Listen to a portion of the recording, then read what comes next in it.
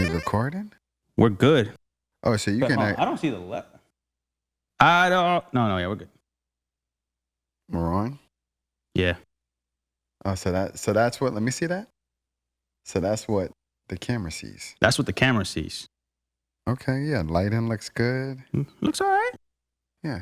See, this works at night. Yeah, man. This Miravel. What is that? Mirabel. By the way, so one of my friends corrected us on the last episode. You said Akira. It's Akira. Man, if you don't stop, motherfucker. Yeah, no, it's obviously one of my Japanese friends. Obviously, like listen, in the hood we say Ryu. I know it's Ryu. Okay? Thank you very much. We intentionally mispronounce things. Yeah, it's Ryu. We know the $1 million watch is Richard Mille. But what we gonna say? Richard Millie.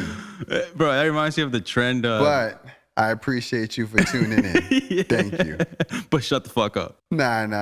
But you should have dropped it in the comments. Yeah. So that's where you failed. It was a text. That was literally a text. All feedback is null and void if it's via text. It doesn't count. Exactly. Akira. Yeah, it's Akira. Akira. So it's like we were throwing the accent on the last day, or like Akira. It's on the first day. It's Akira. Akira. Yeah, apparently. You know, who the fucking knows? He might be fucking with me, bro. And just, man, if I find out this is fake, I'm just gonna cut all this shit out. Chop it. No, I'm not even gonna say the comment. Cause I love Japan. I freaking love Japan. But I can't wait to go. Yeah, I want to live out there. I really do. People think I'm lying, like I'm just being like a fanboy or something. Mm-hmm. I love Japan. No, I'm going to have a house in the city. You're already established. You're going to be on the outskirt. That's right. Mm-hmm. It's going to be a good time. And when I want to go in the city, I'm going to go into your pad. When you want to come out and relax, we'll have a house in the back for you, bro. Like a little getaway, like a little, what are they called here in LA? Oh, yeah. ID something or Ease or... But like I want to have like a guest house where like someone comes out, they can enjoy it and I feel like, oh, I'm getting in the way, because I hate when I visit somebody and I feel like I'm getting in the way. Yeah. You know? Kind of like you got your own side Airbnb on the property. And it's like, nah, that's you. You got your own bathroom, everything that you need. I think it's like IDU or something. I don't know what the fuck they're called, but that. Yeah. Like, hey, you have everything. You have a kitchen, you have a restroom or a bathroom, whatever, a bedroom, a little living room. Mm-hmm. You can stay up as much as you want. It doesn't fucking matter. You can get in there whenever you want, wake up whenever you want. You're not bothering anyone. And if you want to come out to the main house, then do it. Come out. But you have your space. You know what I'm saying? Nah, I love that. I love that. Because, you know, even when I travel and I visit people, it's like, I like to have my own space. Yeah. And it's good when you can give that to people. So. That's right. Yeah, I totally agree, man.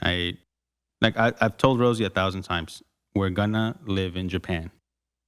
At least 5 years. 5? At least. So now... Like, let's say like it's like a trial period. Cool, we'll try it. But like either I'm living there long term or I'm living there for 5 years. Just to like check the water. Now, is this when the kids go off to college, I presume? Or... No. Okay. Yeah. So they're gonna have to... See, fuck. Okay. That makes it hard because I basically went to a different school all the way up to like age 13. Mm-hmm. My parents just kept moving, right? From school to house and stuff. And I hated it because I'm like, why take the time to meet people and make friends when I know I'm leaving in a year. Mm-hmm. Doesn't matter. So I don't want to do the same shit to him because I can only imagine that like my boys are 11 months and 4 and hey, maybe we've been in LA the whole time and you know, you guys are 18 and 15. All right, let's get the fuck out. Let's go. We're going to go to Japan. Either it's going to be really cool for them. Like, yeah, fuck yeah, let's go. Or it's going to be like, dude, daddy, come on, man. Like, my whole life is here. Fuck y'all. I hate you guys. You know, that it's interesting that you say that because that's how I felt. So when I left New York, I was 18. So my mother, she wanted to leave even before I finished high school. But she was like, all right, I'm going to let you finish. And then, nice. And then, so it's like I graduated from high school. That summer, we bounced to Florida. And, shit. And although... Why'd y'all leave, though? she was just ready to. I mean, we lived in like some people call it the hood. You know, I call it home. But it's like she was just ready to get out. She was New York. You have to deal with those 4 seasons and the summers, and she was, you know, those cruel winters. So she was ready to just transition to like, you know, that next stage of almost retirement. Got it. And you know, she had her sister, rest in peace to my Aunt D, who lived out there. So it was like, okay, I could be close to my sister, have a little bit of family out there, and so yeah, we just picked up and left. But I hated it. Like hated leaving or hated where you were going. Both. Like I was even telling my mother, I was like, I'm not going. You can leave. I'm staying. And she was like, fine. But no, it was August 8th, 1998. I was on that plane, one-way ticket to Florida, in tears. I was literally crying, and it was a challenge because everything that I had grown to like know and love, I was leaving. Yeah, man. And that went from leaving KO, who I worked out with every single day. From that day, we started working out. Didn't miss a day. So I had my whole routine down. And if you don't know what he's talking about, go back to episode 7 where he talks about Absolutely. And like, so everything. And then I didn't know how to drive. So when you go to a place, oh yeah, you New Yorkers don't drive, right? I forget about that. We don't know how to drive. It was always, you know, trains, buses. So now I'm in this place crippled. And it was an all older white community at the time, where I remember my friends came and visited me. We were in the clubhouse and they called the police on us. And because they had never seen any people of color even just hanging out in the community. That's so clearly we were trespassing. And they came, asked for ID, and, you know, I was like, you know, talking my shit, but eventually showed them. And but that's wild that you have to, like, you would have to go through something like that. Because I love seeing videos of privileged, racist, white people going up to people of color. You don't belong here. Let me see. I literally just saw that. Like, you know, a guy walking in his neighborhood, his dog, you know, and, you know, let me see somebody. It was an Asian guy, another minority, and it wasn't even a white person. Go like, yo, where's your ID? Do you live here? Why are you here? And he goes like, yo, that's my house right there. No, it's not. Let me see. And I love seeing the person attacking getting shut down. Yeah. Like when they call the cops. Call. They show up and then, hey, dude, you need to go back to your house. Like not the guy getting attacked, but like the guy attacking. Yeah. Just shut the fuck up. Mr. Karen. Mr. Karen, right? Mr. Kim. And like, yo, get out, bro.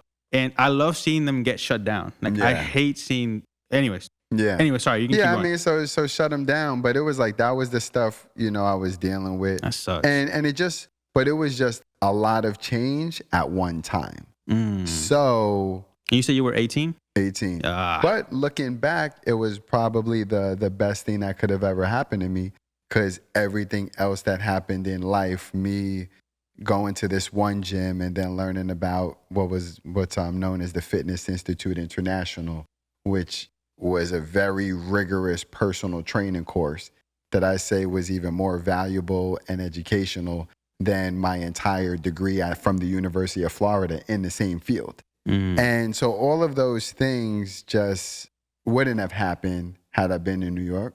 So eventually you look back and be like, okay, it was a blessing. Yeah. And it just may be one of those things where you just never know. Could be the best thing to happen, you know, to Enzo when he's 18, or could be the worst. Yeah, that's a tough one, man. I like to think it'd be the best. What do you think your life would have been like had you stayed in New York?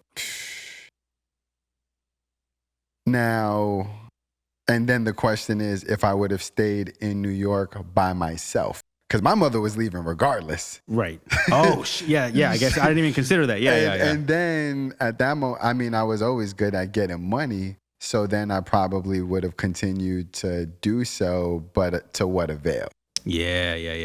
And I probably wouldn't have ended up in college and have gotten the education that I have. And so who knows? Yeah, that's a weird thing. But yeah, it's like one of those alternate universes. So I don't even know, but I do feel like everything, you know, happened for the best. So I'm happy I reluctantly was dragged out. Shit, man. Me too, bro, because you probably wouldn't be here right now. No. You know what I'm saying? This would, and whoever, it's crazy, the butterfly effect. Had you not left New York, this podcast would have potentially never happened. For sure never happened, right? Because Lord knows. And then the person viewing this wouldn't be sitting where they're at listening to the words I'm saying right now. Because this event would have never happened. So like it's crazy to think back like the millions of decisions and split points or forked paths that had to have been taken to get us to the spot we're in right now that we don't even think about. Yeah. Shit. Because it some of the most pivotal decisions might have been so small we don't even think to refer back to it. Yeah. Not really knowing what impact it. You could have just said hi to somebody and just that hello to them just changed everything else in the world. Yeah. Like sometimes I wonder if there's anything, like if I've ever like been or walked past a serial killer or. Definitely. Yeah. Or someone that's killed somebody or like, just a terrible person, or like maybe I was nice, or have I ever been nice to someone that might have been at their wit's end, going like, yo, maybe this nice interaction with someone saved the life, or it made them think differently, or whatever. Sometimes I wonder, like, yo, because you never know what someone's going through. No. I like to play this game where when I feel like down on my luck, I start people watching, right? And then you start seeing people's sadness. And it's like, would you want to trade places? Like, even though you're down on your luck, would you want to be in their position? And it's no, thank you. Yeah. Or like when someone's acting out or being rude to me, right? Like we just had a very rude DoorDash I don't know what to call him. And Rosie was like, no, I told them he was rude. I'm like, yeah, and I agree with you, but I'm like, look, at the same time, what if he had just like gotten a divorce, or one of his parents died, or he lost a pet, or he could have just been an asshole. That's probably what it was. But like you never know. You never know. Everyone has bad days. Yeah, man. Because usually when I have a bad day, it's because like something happened, and it would suck to get judged on that. On like, oh, you saw me that one day where it just so happens, I stubbed my toe and I dropped my Coke and like I didn't meet these requirements for work, or I didn't do this, or I failed at that, or whatever the fuck, right? And then you caught me on that, but now that's your perception of me. Yeah. Episode 8, Erik, Pablo. Unculturable. Let's go. Let's go! Pablo and Erik are unculturable!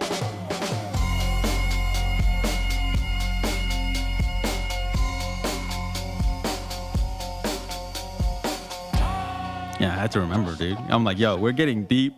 I remembered. I was gonna let you finish. But you beat me to it today. Yo, bro, I'm on it today, my man. I'm telling you, I'm on it.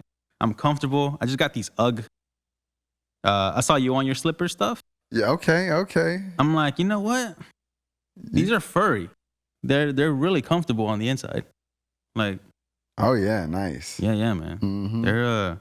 I'm like. Shh. They actually go nice with the outfit. I mean, I'm feeling the outfit today. Oh, thanks, man. Just fucking wore some pants and a shirt. Yeah, but I'm like, I like the brown. I mean, you look all like comfy professional, That's right, man. I'm on some shit right now, man. But yeah, like game changer. I've never I think until I started kind of getting older, I appreciated comfortable clothes. Like, oh, pain is beauty. I don't agree with that one bit. I'm not willing to be uncomfortable. Yeah. You like, when you call out a girl in heels. Female, yeah, because I know those Louboutins be busting up them toes. But I mean, for us, like, come on. No, dude, I've met guys that like, I'm like, dude, your feet are purple. Yeah. Yo, like, well, dude, these wingtips. Oh. These wingtips. I'm like, you have a flat, like, fat ass tip foot. Like they don't belong in shoes like that, my man. Like take them off. And I've heard it from guys too, wearing red bottoms. You know what? Like, so here I am talking shit, but here's a funny story. Oh shit! Here's definitely a pain is beauty story, directly pertaining to me. So like, when I was young, I was always like, I mean, I'm not tall. I'm 5'8". So if I was younger, who knows? Maybe I was 5'5", 5'6". And like, I remember I got my first pair of Timbs, And I'm just like, man, these shits look big on my feet. And I never wanted like big ass feet. You know, the last thing I want to do is like, yo, I'm not gonna be walking around no fucking big feet. You know, if I ain't 6 foot, I'm not gonna be a size 12. Fuck that. So so I decided one day, all right, I'm stopping at 9. Oh, bro. And I was like, yo, I'm stopping at 9. and that was it. And it was so crazy because I guess my feet wanted to do 9.5, maybe 10. And like, so I would, like, my mother would be like, Erik, why is your socks bloody? Like, it'd be like a bloody sock and you getting like ingrown toenails and stuff like that. And literally I was on some painters, I guess, beauty shit. But what was the deal with like you not wanting like a bigger foot? Because you feel like it was not proportionate with the rest of you or something? Yeah, you got to think about like, I mean, even my whole psychology, even as it gets into like bodybuilding, like I'm not going to be big up top with some skinny legs or, you know, I'm literally, I guess with me, everything's about proportion. And I'm like, I'm not gonna have these big ass fucking feet. Bro, but like, okay. But I could understand you're like, my foot went from like a, you know, I like the size 9 on me to like a 12. Yeah. Or 11. I get it. I think I could see the difference. But like 9.5, bro, I don't think you can tell. I mean, you could have just gone half a size Timbs up. At a 9 was starting to look big on my body at that moment in time. And I'm like, yo, we stopping at 9. And pain is beauty, yeah, baby. So it caused, you know, we had to go to the podiatrist at one point in time, and God. like, so it was terrible, and then I eventually gave that up, and now I'm a legit 10. Okay. Who knows? Might have been a 12, but I'm a legit 10 now. Like you force your foot to stop growing, and now my feet feel comfortable in the 10, nice. and no ingrowns or anything. I have like a weird feet because like. My consistent shoe size is 9, mostly. But depending on the shoe, though, if there's a ton of padding, I'm a 10. Okay. For some reason. Oh, even with padding, it's like it's like my foot goes in there nicer, and it feels compressed, right? And it feels like nice and like, for example, these are 10, but I'm originally a 9, and or like any skate. I skateboarded a little bit growing up. Skate shoes are like fat. Yeah, those dunks, them chunky dunks. Yeah, 10s. Right? So it was like weird. It was a weird concept because I didn't realize until like much later. I'm like, damn, man, these hoes are like, I would buy shoes. I'm like, man, they're kind of big on me. Then my feet get smaller. And then I just started realizing it was a different type of foot or shoe. I don't know. It just mixes with my feet, like different. I don't know. Like even like for soccer, like for cleats, I'm a 9. But okay. I want it to be like 9.5. Like I wanted bigger feet. Yeah. You know, I'm like, yo, why can't I be like a 9.5? Like 9 are like little bitch feet. And it was just too big that I would wear 2 socks. But then I'm like, I couldn't feel the ball, and it was this whole. I'm like, yeah, I just need to shut the fuck up, and I just need to wear some 9s, bro. Yeah. Oh, but you know, one beautiful thing about me forcing myself to be a 9 for a very long time was when I went to the Nike campus in Beaverton. Oh. And so, you know, I was out there, and that was sample size. So I literally, that week, I mean, they was like, oh, you're a 9? Here, take these, take these. Oh, my God. Like, I had to ship back 2 boxes. One was the size of like a refrigerator. The other was like a mini fridge, because I was like, you know, the boxes got to come with the sneakers. And so that was a blessing. I came up on some fire ass John McEnroes that I still have to this day, but now they don't fit because that's a 9, and I'm not gonna do it. Like, you know, I tried one time. I'm like, yeah, and I'm not about to do this, but still have them. They almost like collector's editions. Okay. But, is there shoes that you can't get rid of because they have like too much sentimental value, or you're like, fuck? Nah, I don't. There's no sentimental value for any of my shoes now. But there's some, like, if I don't have, I will buy over. Like, you know, even though I don't ever wear them, it's like I always have a fresh pair of tan Timbs and some black suede Timbs, the Timberland boots. Like, You know, I've never had a pair. I know exactly when I'm gonna wear them on this show. I'll let you'll know, but I already know when I'm gonna wear them, and you know, so it's like there's just certain staples. Like me from New York, it's like I gotta have those. Gotta have like a clean pair, you know, low top Air Force Ones. Gotta have me I like the high tops too, and then everything else is just like. Yeah, no sentimental value. So those are like the only must-haves you should have, though. Yeah, that's like Tim's that's like my Force little Ones. my staples, you know. Okay. So it's like I always got a fresh pair in the stash that I probably won't ever wear. Like the two that are in there, I mean, I've had for at least like 4 or 5 years now, and you haven't worn them? I mean, maybe a handful of times. Yeah, because you know what? Like, are those the ones you're wearing to the pool and shit? No, like only to the pool. No. Okay. What pool? What? We talked about like you're like, yo, I only wear these. No. Those were the off-white Air Force Ones. Okay. Yeah, bro. You're tripping me with names, but yes. Yeah. No, not like those. I only wear them in the building. Yeah. No, that's the off-white Air Force Ones. But no, and another thing is like, see, the reason why I don't do it is because like. If I'm in New York, I feel very comfortable with my Timbs on. Okay. When I'm in California, there's people not from New York wearing Timbs trying to be like they from New York. And I'm like, I don't want to look like that dickhead. So. Off dick. Okay. So like, I'm just like, I'm not even wearing my Timbs because you got people posing in Timbs. Yeah, I'm just. I didn't know that was a thing. Yeah, I've never seen one person in Timbs here, bro. Yeah, because I'll see, like, and I'm not going to say, like, I'm not going to give their whole persona away, but I see him with fucking Timbs on. I'm like, I'm happy I don't have mine on. So, okay. Because then he going to think he cool like me. So, what's a dead giveaway? Like, how do you know someone's like, yo, I know you're not from New York? Is it just the way they talk? Like, is it a mannerism thing? Like, what is it? Like, what? Let's say you're walking, you're right here, right? And then you're like, you see someone walking with Timbs on. And then you're like, that motherfucker's not from New York. I don't know why he has it on. I could smell it. Really? I just know. How? Like, give me some dead sign. Like, give me some science. Or just intuition. Just like, you know, Rosie and her twin can't fool you. Maybe by voice, but not by looks. Same thing. Yeah. So is it like, I wonder if it's like they dress a certain way. It's the way they walk. It's their posture. It's probably their race. Yeah.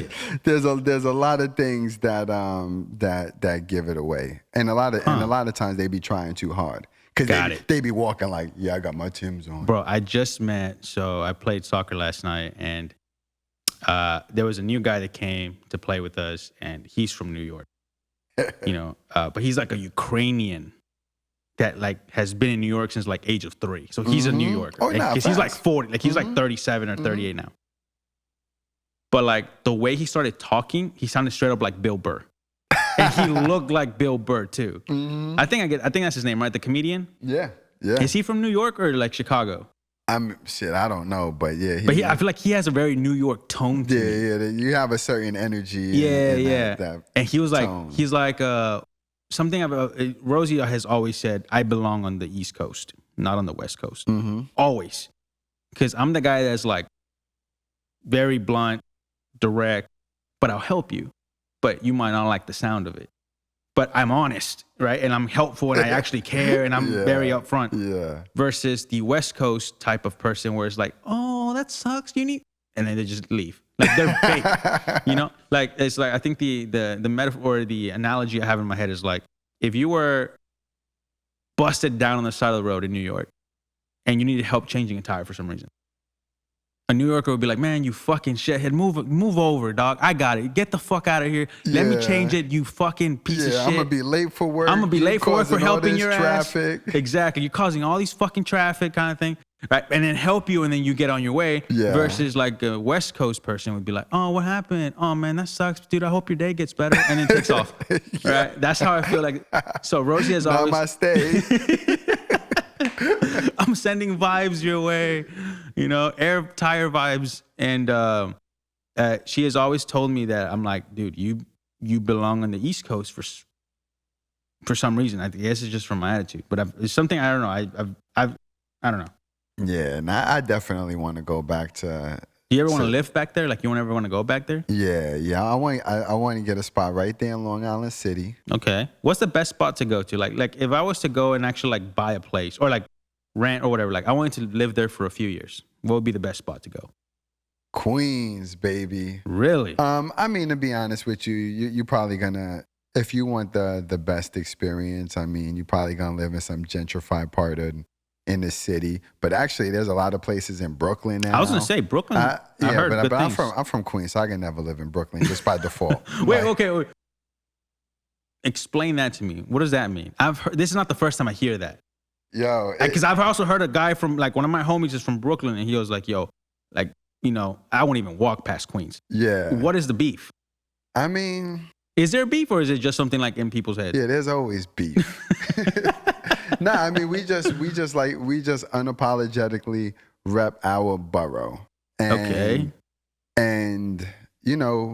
So who else is part of that mix too? Like, so you have Queens, Brooklyn, what else? So you have Queens, Brooklyn. Now in Manhattan, nobody's gonna say Manhattan because they'll probably be like, yo, I'm from Harlem, I'm from LES. So they'll call out a specific place within Manhattan. Okay. And then Bronx is Bronx, and then until Wu-Tang Clan actually puts Staten Island on the map, you wouldn't even think about it. Okay. So there'd be 5 boroughs, and that'd be the one that you never think about.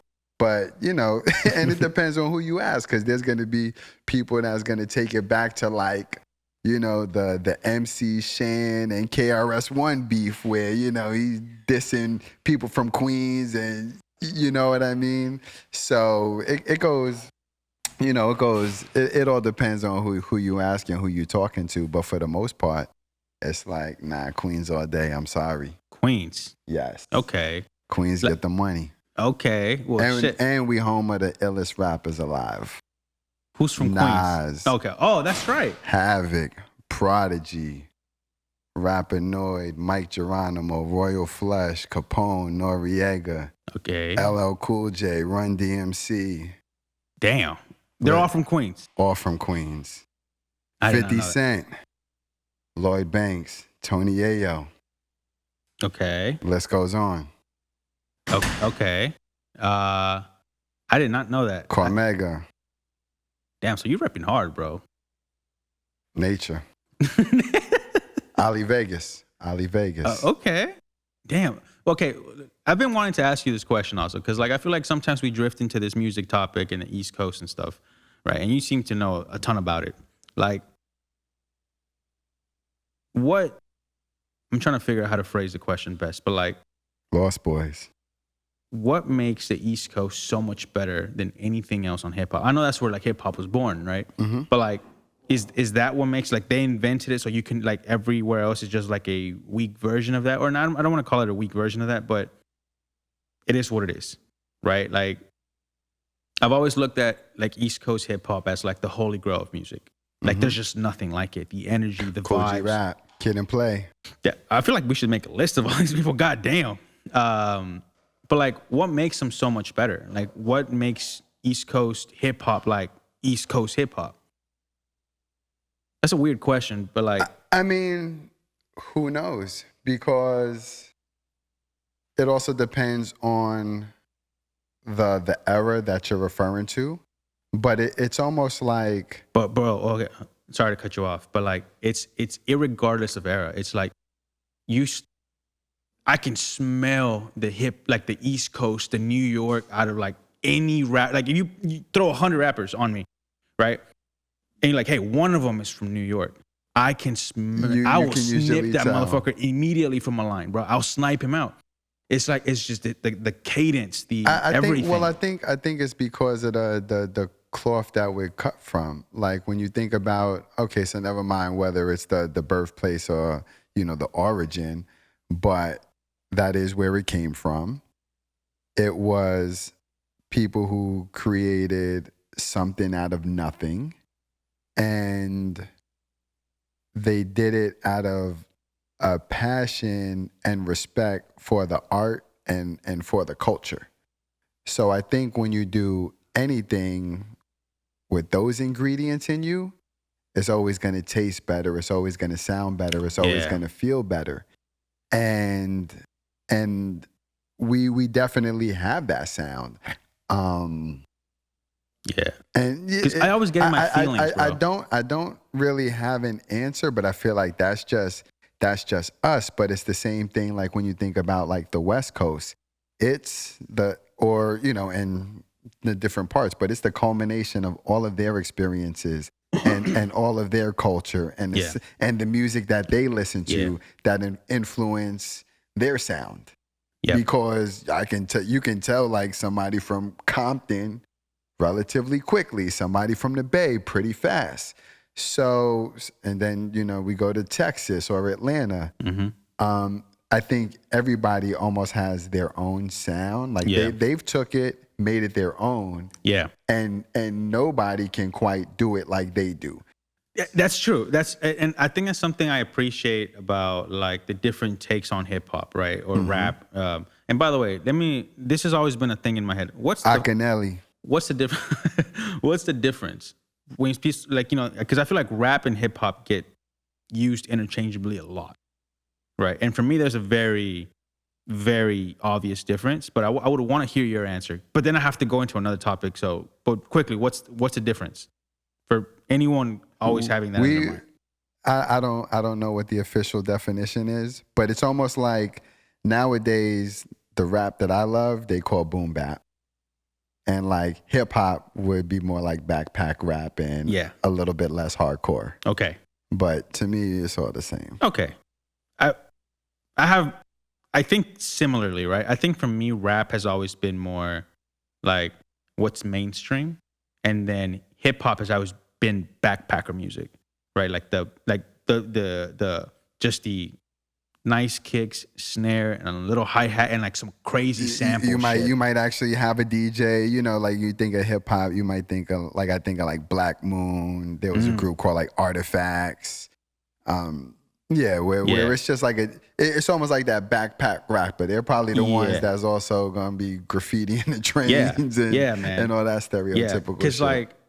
Because the point I was trying to make earlier a little bit was like I always get in my feelings when I listen to hip hop because I feel like that's storytelling at a peak, like at a pinnacle, like that's the pinnacle of storytelling for me. Mm-hmm. It's about like lived experiences. I remember one of the not the first artist, but one of the ones that made like a huge impact on me, where I'm like, yo, this writing was like was Immortal Technique.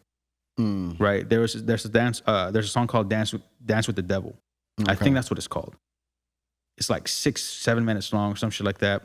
Mayhem Loren. Bro, like these used to be like bam names. And but like, do you know who Immortal Technique is? Yeah. Okay. Have you ever heard that? That song fucked me up, dude. Cause I was like, I kind of knew English, kind of did not. And I heard that song and I'm like, it was special. I mean, it had its own sound and feel to it, bro. But it was like it's the story. I was like on the edge of my seat. Listen, I'm like, am I hearing what I'm hearing? Is this true?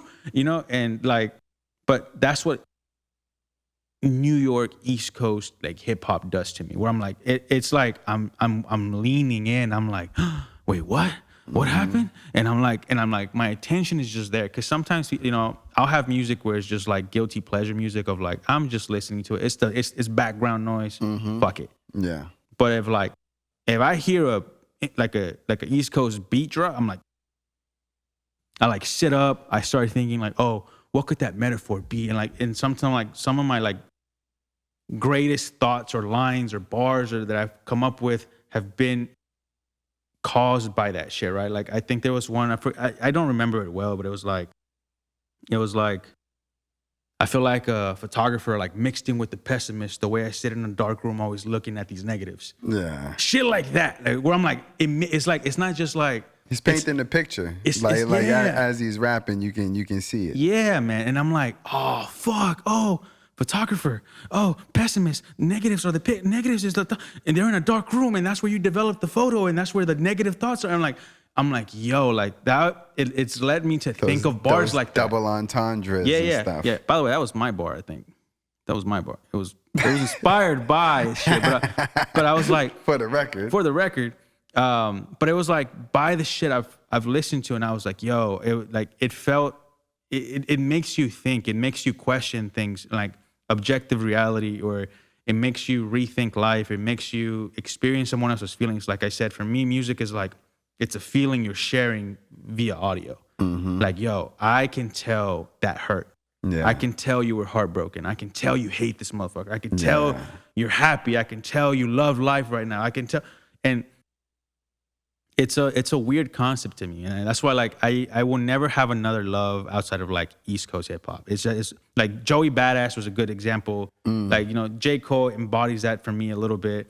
But like Nas, for sure. Well, you know, and it's like when you hear, so I love Joey Badass because like one of the first groups I ever loved was Black Moon. So Joey Badass gives me that, you know, Buckshot Shorty type of energy when he's rapping. So he brings me back to that. Just like how a J. Cole could give you some of that Nas feel or energy at times. Yeah, man. Like, I forget what their name. I always forget what their name is. But it's like this. There's this group that raps, and there's this guy that has like dreads everywhere. It's like kind of tall. Coast Contra. Yeah, they Fuck, body it. Man. I love them too. I'm like, you know, I forgot what this. I don't know any other names, but like I listen to their shit all the time. When I pass on video, I can never skip a video they do. But like, it's the picture they paint, bro. The strokes they take. I'm like, it's ungodly. And they do have that they bring that 90s energy back when they're freestyling and everything. It's like a little bit of everything that you love, from like, you know, Black Moon to like ODB / Wu-Tang Clan. Yeah, man. You know, they have a lot of energy. So they actually opened up for you know, we worked with Toby Wigwe, and we went to the Hood Hymns tour, and they opened up for him at the Wilton, I want to say, and it was dope to even see him perform live and stuff like that. You know, they have a lot of energy. Yeah. You know, and they're just good people who are really passionate about the art. Yeah, man. Have you ever ran into this video of there's this dude called fuck, I'm terrible with names. This white dude that goes just freestyling for everyone, just has a speaker on him. Oh yeah. What's his name? Well, is he the one who be making like white beats? hair? No. Oh, I know that he has like a table on him. Yeah, I love him. I don't know what his name is either, but I follow him on Instagram. There's it's this guy has like white hair. Like, I mean, you know, like he looks like a regular white dude. Okay. You know, like pick any white dude and kind of looks like him. Yeah. But dude, coldest freestyler ever. Okay. Like coldest freestyle. Like, and he just goes around with a fucking JBL speaker and goes like, "Yo, y'all look kind of like y'all like hip hop a little bit. Throw me some words." Right, give me like 10 words. I've seen him. Yeah, and he was like, you know, and then like the fact that not only that he remembers the words, but that he's so creative with that freestyle and the beat, and I'm like, and he just and he brings it back, and his double entendres and his nice wordplay, and like the bars make sense. I'm like, that to me is the spirit of New York hip hop to me. Like he also has that. Yeah. You know, but I'm like, it's when people can do that and just like, dude, they have music ingrained in them so well and so tight that they can just play with it. It's a gift. It's a gift. Yeah, like that's how I feel like Nas is. Nas could just talk on the track and it sounds like he's rapping. Yeah, I mean, you know, when you think about him writing such an amazing body of work as a teenager, some of those rhymes that you know heard, he wrote them when he was like 16, 17 years old. So even the wisdom, I mean, that's why he called God son, because I mean, shit, if he not, who is? Yeah, man. Like he's I mean, I gotta say like top 3 for me. GOAT. No, he's the GOAT. I'm not saying he's not, but I'm saying like in terms of like I get it. Who I have on rotation. And I'm also biased, so I know he's your dude, right? I mean, shit, he put me in retirement. Bro, it was personal. Nobody else made me retire. Yeah, I heard that dude. Reasonable Doubt. I didn't retire off Reasonable Doubt. Nah. So hold on. Oh. Tragedy Gaddafi, 262, Coalition Cartel. If I don't say that, I gotta get that off my chest. Continue. It's funny that you just have like this shit in the background, this agent running in the background, just collecting names from Queen rappers, you know. But like Nicki Minaj. Nicki Minaj is from Queens. Yes, she is. From Rosedale or Rochdale. Yeah, she's from Queens. Bro, that was my crush for like 5 years. I love Nicki Minaj. Yeah. Like back in like Roxanne Shante. YMCMB days, back when Wayne introduced her, where it was still a wheelchair Drake, I'll call him. Degrassi Drake, yeah. My boy can't walk Drake, and like Nicki Minaj came up at the same time. It was like I had the YMCMB shirt, and you know, it was like I think it was the Carter. I think by Carter 3 he was already. Yeah. I don't know if he was already on, right? Yeah. If I'm not mistaken. But I remember when I saw Nicki, I'm like, man, damn, she's nice. Yeah. I like Nicki Minaj. She's really nice. Now she's a little weird, but I still love Nicki Minaj. I don't care what people say. But I was gonna ask you, who did you grow up listening to, like rap and hip hop, or did you have another love in music first? Paula Abdul was my first crush. Let's go. Oh, wait, I knew that. That's right. Let's go, Paula Abdul, baby. I remember one time I saw her at I was working at the Century City Equinox, right? And it was a small little gym. And it was one of those gyms where they would never like Is it worth it? Is Equinox worth it? Depends on what you're looking for. Okay, so I'm gonna take that as a no. And, keep going. And all of a sudden I see like all these like girls kind of like flocking. I'm like, and I'm like, something's up. And then I see Tice Diorio, who's also a choreographer, and then Paula Abdul. Now I don't get starstruck. Like I've seen everybody. There's probably nobody whose path I haven't crossed. I saw Paula Abdul. I was just about finished with my workout. I was like, and you had your pump in, huh? I was like, I'm starting over. I was like, there's no way. Why are your arms shaking? There's no way I'm leaving right now. And so I guess this was when they had like, So You Think You Can Dance. And so she was working on a dance routine with Tice. And I'm telling you, she felt my energy, because there was one time when, you know, I was doing my rear delts and she stepped out to like just sit down, and she looks at me and she gives me a little smile. No. And I smiled back. You dog. I smiled back, and then but you know, like I holla at Paula Abdul. Why not? I should have, but I didn't. You should have. And then like she goes back in, and then they had a little section in the corner where it was like the soft mat for like foam rolling. I was like, well, I guess it's just time for me to foam roll. For like 2 hours. Yeah. So I'm foam rolling. And like, so everybody leaves. She's the last one to leave. She turns around, looks at me, and she's like, bye. And I'm like, bye.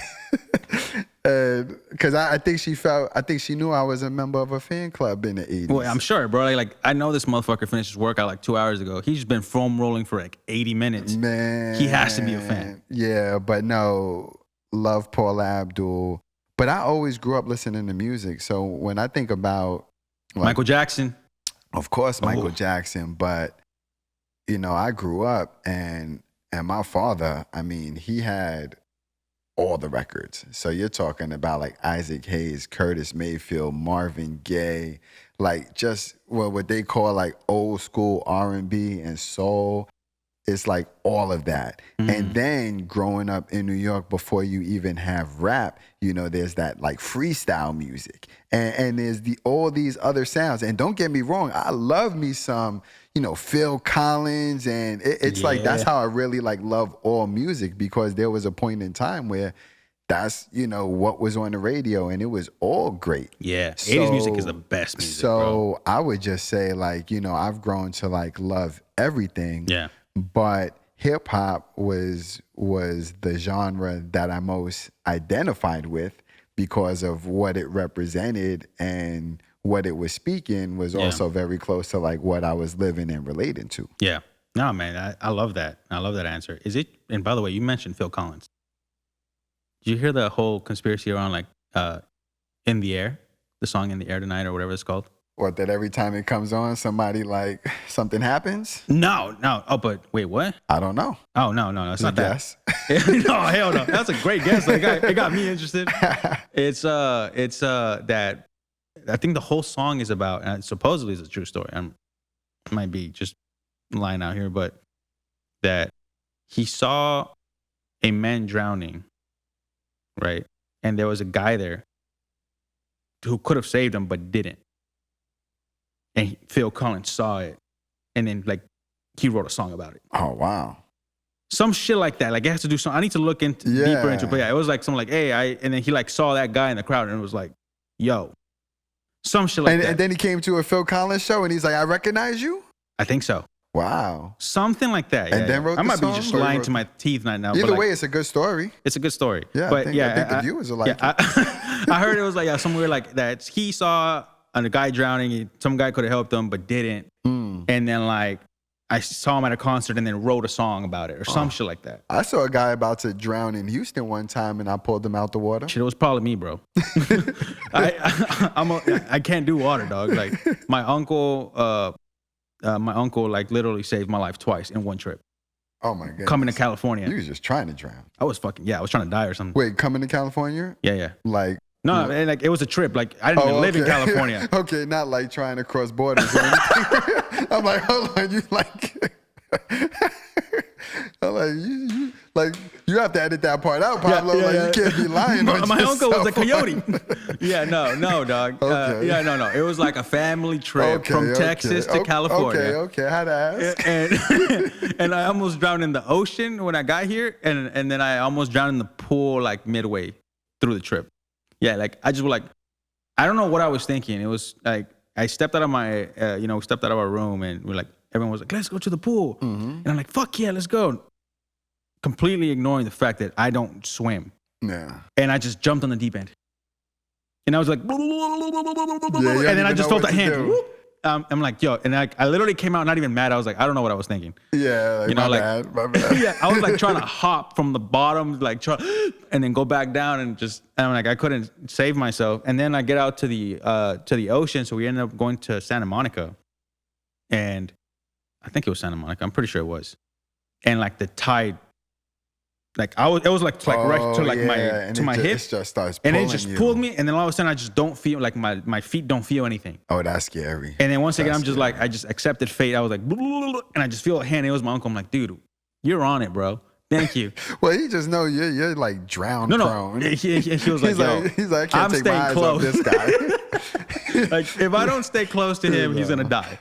Yeah, well, I can't even let him go to the bathroom by himself. Yeah, drown bro. in the sink.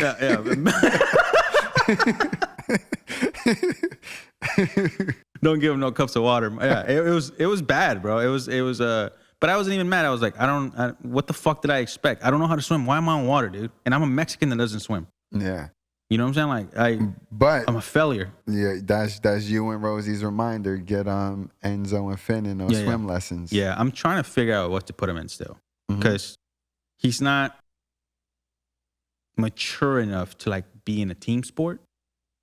So we're trying to put him in some individual shit. So swimming, Rosie's actually been looking at places. We thought we were going to go to one, but we ended up going to the place. I'm like, ugh, it looks kind of dirty. Is there like a YMCA? I remember they used to offer swim classes. Actually, you know what? Day. I live across the street from one. Might be worth checking that out. Down the street from one. Because back in the day, I know a lot of people would take some swim classes and swim lessons there. So what's the benefit outside of not drowning? I mean, if they really love it, it's an amazing form of physical activity. That's true. It's a full body workout. That's true. Definitely get some nice shoulders and probably the good core muscles. Yeah, because I do see a lot of people that go like, yo, swimmers' bodies are like the way to go, apparently. I don't agree with it, but yeah. I mean, if you're into that. If you're into the lanky people, the lanky folk. Yeah. I mean, the best people at that sport, like you look at them and you be like, it makes sense. You know, so when you see like the top swimmers, male or female. Yeah, those look fucking iguanas and shit. They're very much slithering through, bro. Built for swimming. Yeah, they look like Play-Doh pieces. Like just it's like they have no bones. Yeah, no, it's just like like fucking lizard people, man. I'm like just slithering through the water, fucking snakes. And that's probably gonna be golf or soccer. maybe. Mm-hmm. But like soccer destroyed my body, so I don't want the same thing to happen to my son. Yeah. Because it's addictive. It's addictive. I will say that. But I want him to play like, I'm not gonna say like a white collar sport because that sounds terrible, but like a white collar sport. Man. Like baseball, You know golf. what? You're thinking like a old head. You better get him a console, a little streaming setup. Get that YouTube gaming channel popping nice and young. He has a Series S already. Yeah, What are you talking about? But it's one of those things when you know it's And like a Switch. It's like when we think about sports, we don't even Consider esports. Yeah, and It's a good. You know what? I'm gonna make him a fucking. Oh, you just gave me a really nice idea. Racing, esports racer. Yeah. Zero impact to his life, and you love that too. and I love that. I'd fund that career in a heartbeat because he's already shown signs of like he watches Formula One races with me every Sunday. He likes the racing stuff. Like it's funny that I need to try to find the video so I can overlay it here. But when he was in Rosie's belly, I would watch Formula One, and every time he heard the cars, he would start kicking. So it was like there you go. He's from shifting and from the like yo, why are his feet on the stomach matching the fucking pedal sounds? Yeah, but Finn is the same way. Finn will stay with me and just lock. I don't know if it's the engine sound like, and they're just like they're locked. I mean, and then the cars, like the cars. We love like my Hot Wheels back in the day. So Hell just yeah, man. Cars. So that could be something. That could be something. Because we Esports, always think about like I don't know if people think of it from like the physical activity component. Like I want my child to do something physical. Or they're like I want them to do something that can get them to college scholarship or set them up for later on in life. Yeah. But it's a viable option that people just don't naturally think about. Yeah. I want him to do something he loves. Mm-hmm. It's not about physical activity because it's not like my son's obese. Like, yeah, of course, I get him out and we take walks and we do all this nature stuff and whatnot, museums walks and stuff.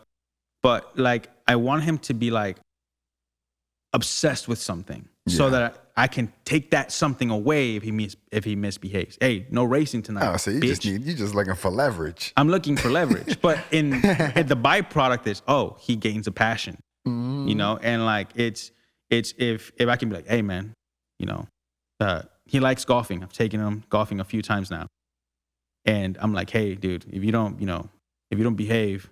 No golfing. He's like, golfing. Oh man, he's throw shit on the ground.